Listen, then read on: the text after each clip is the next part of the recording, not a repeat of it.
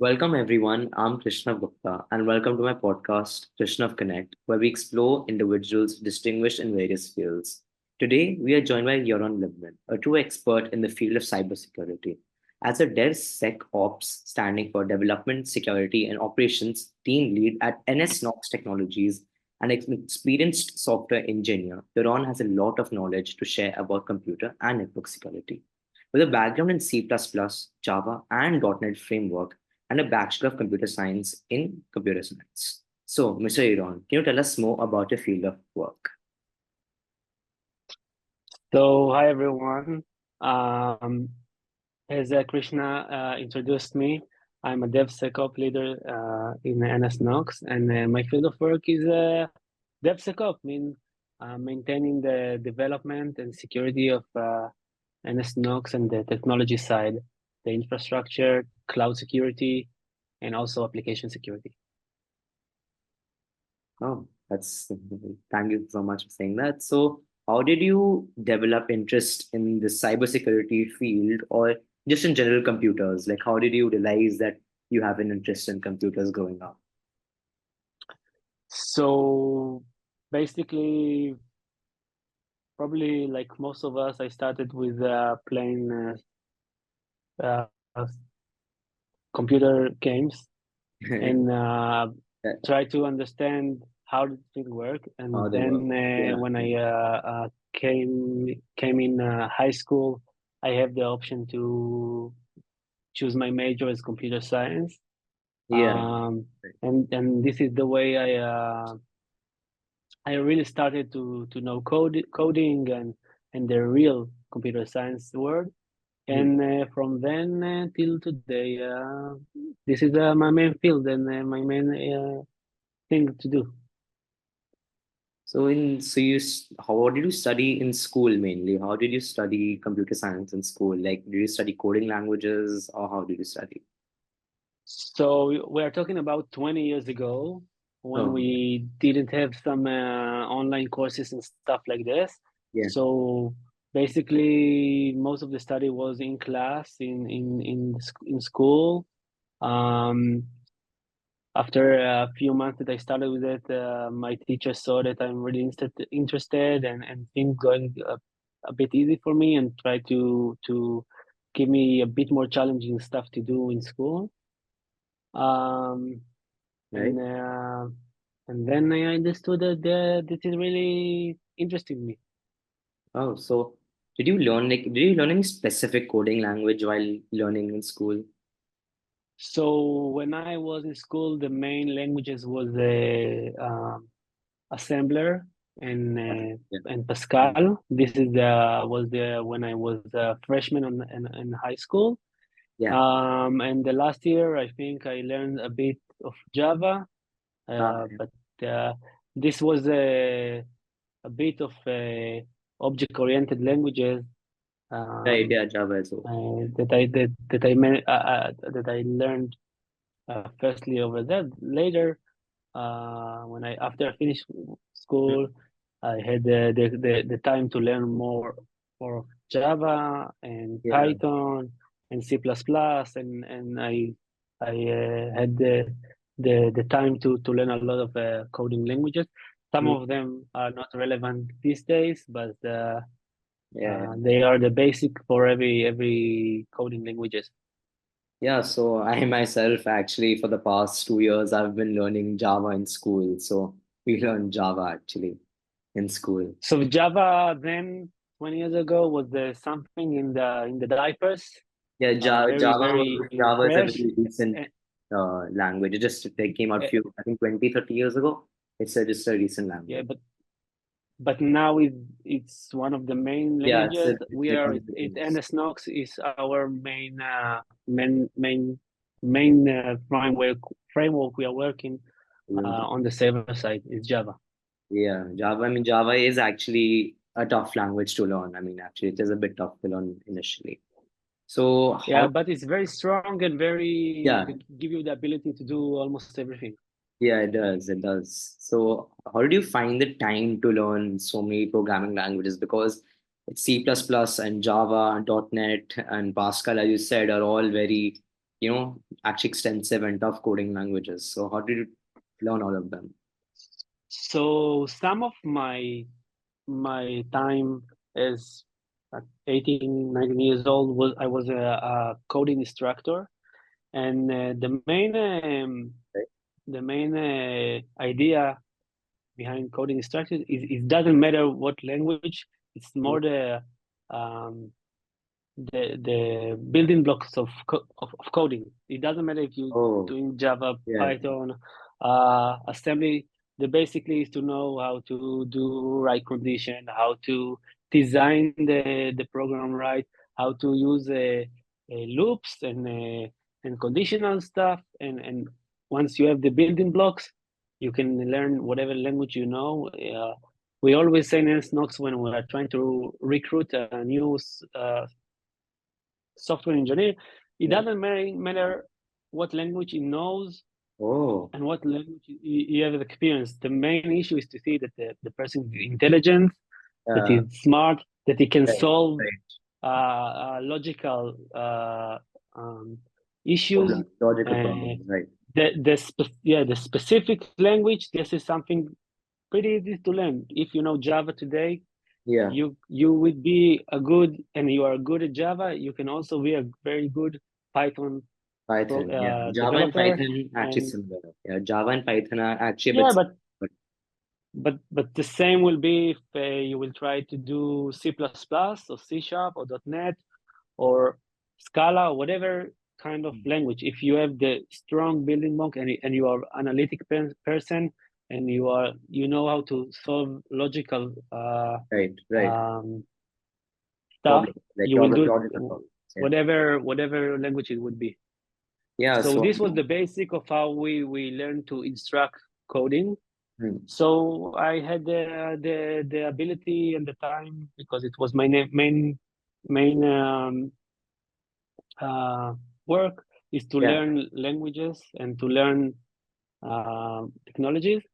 Um, and later I also went to the university and learned some more yeah. languages No, that no, I no, didn't no. know before.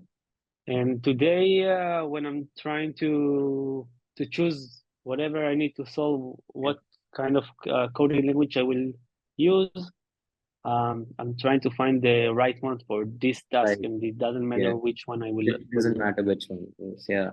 So also you mentioned earlier, right? Like how now you have to see beyond when hiring people, you have to see beyond their knowledge in coding, like logical solving problem skills, teamwork, leadership, etc. Even those soft skills, as they are called, are also important, right? In a person. Of course, usually when you recruit someone, you will later need to work with him. So Yeah, you want to see that this person also have the soft skill of manages time to communicate with his team members, yeah, uh, yeah. um, to understand uh, how is uh, usually developers, software engineers works in teams. Hmm. Yeah, yeah. So You have to work so with it is an important skill too. So the soft skill behind coding or beside coding is they're also also important in important. a person. Yeah. Yeah.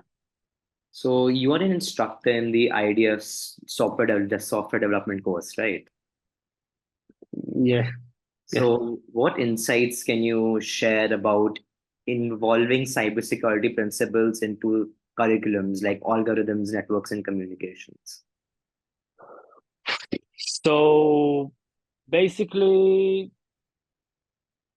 coding is the foundation of everything in computer That's science, and cybersecurity is the word where the bad guys try to find what the good guys made not good enough yeah. or went wrong.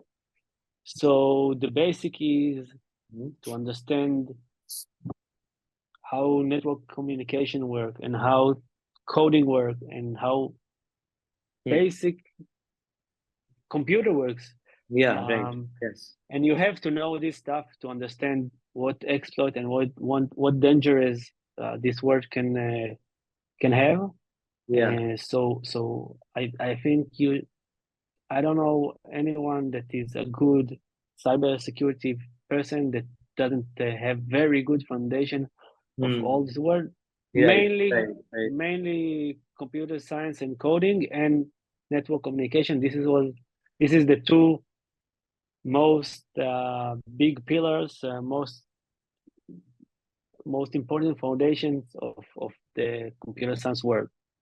You mentioned how the word cybersecurity is important to understand. So, in recent intercession today's times, the internet is involved and technology, laptops, computers have all come into existence over the course of 10 to 15 years. And as the internet evolved and more people, kind of were consumed into using the internet, cybersecurity, I think, naturally came up, right, to as a step which is needed to ensure people's safety, if I'm not wrong.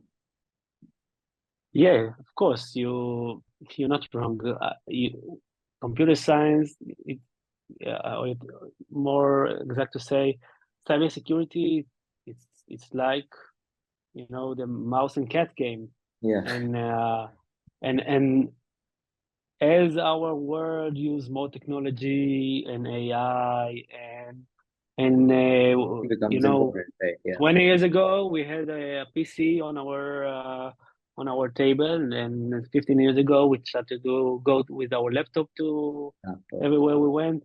And Mm. about 13 years ago, everyone started to go around with their iPhone, and now with our watches. And the next thing is the Google glasses or the Yeah, Meta glasses, and we are just as the time continue, we are evolving. Yeah, the wearing technology is more and evolving. more technologies and more computer on us, Yeah, and of course the danger is getting bigger as these things. yeah, as a time, yeah, Uh, danger. uh, Yes.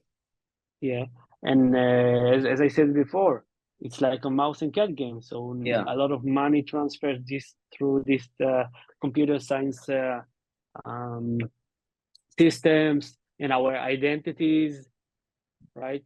Also, as our world use more and more technologies, also our mission to secure this is bigger and tougher. Yeah, I mean, as technology naturally evolves, like there's so many, those Google glasses that you mentioned, right? Like you can, I don't know how they work, but probably you can wear them and you can see stuff on the lenses, I think, right?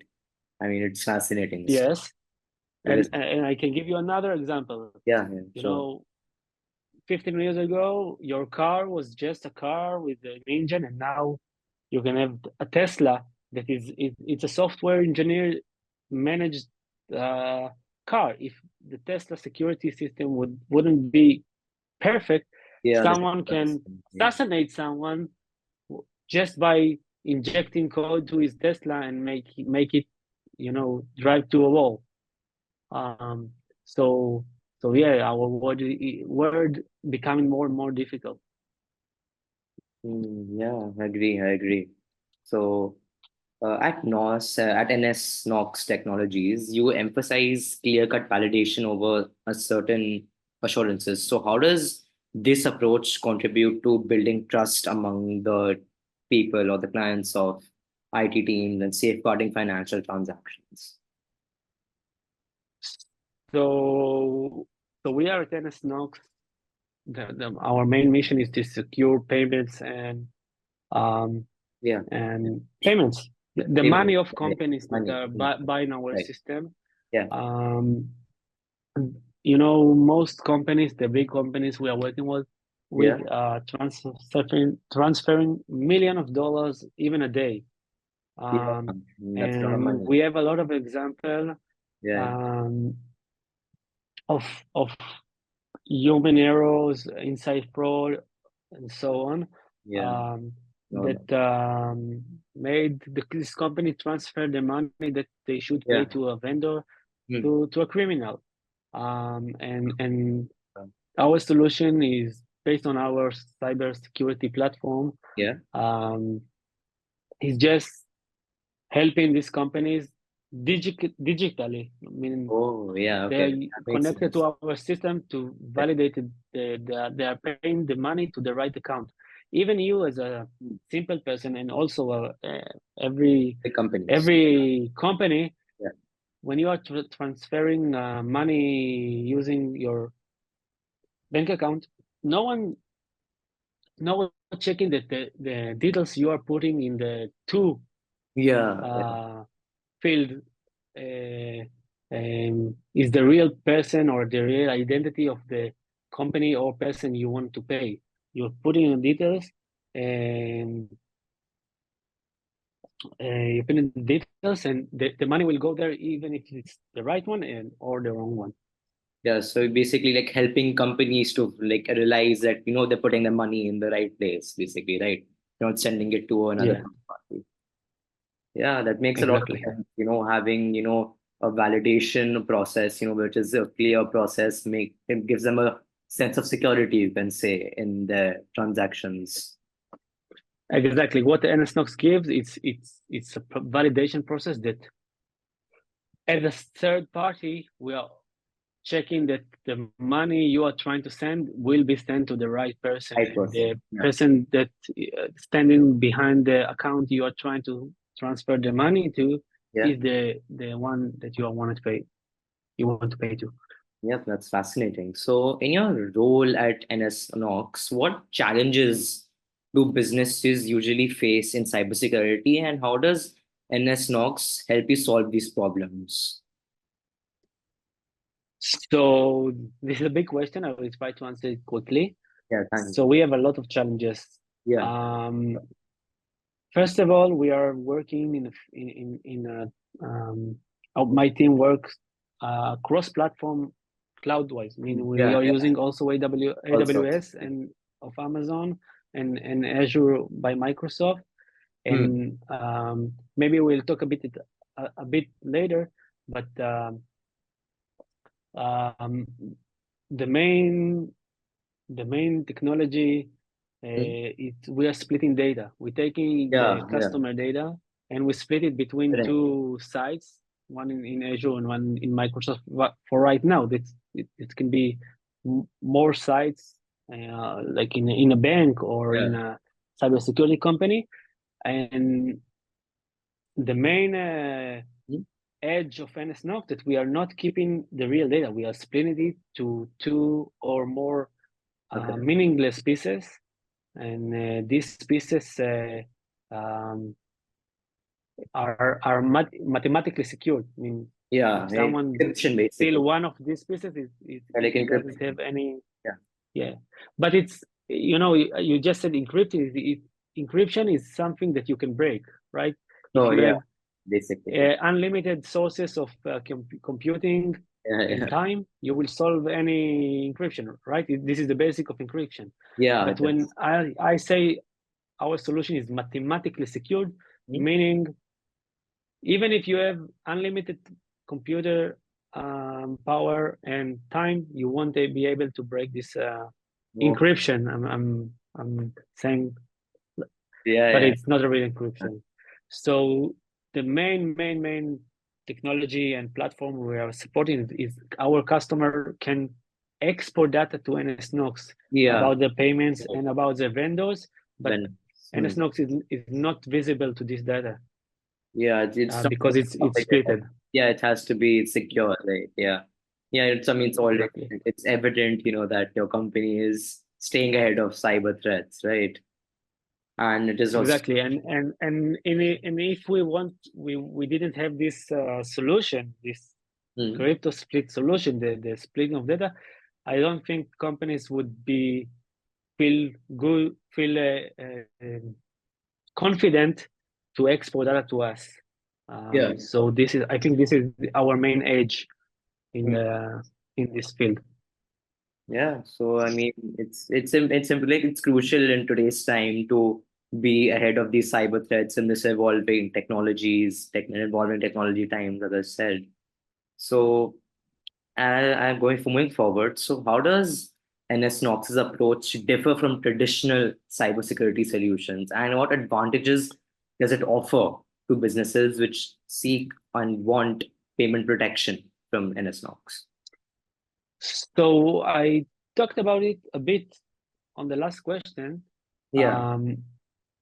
NSNOX, usually most of the fintech company that allows and helps other companies to secure the payments, they should and need to be able to see the payments, Right. and most of them cannot validate the accounts all over the world. Yeah, The yeah. main 2 points of NSNOX is that, first of all, we can validate any account on any point on the globe.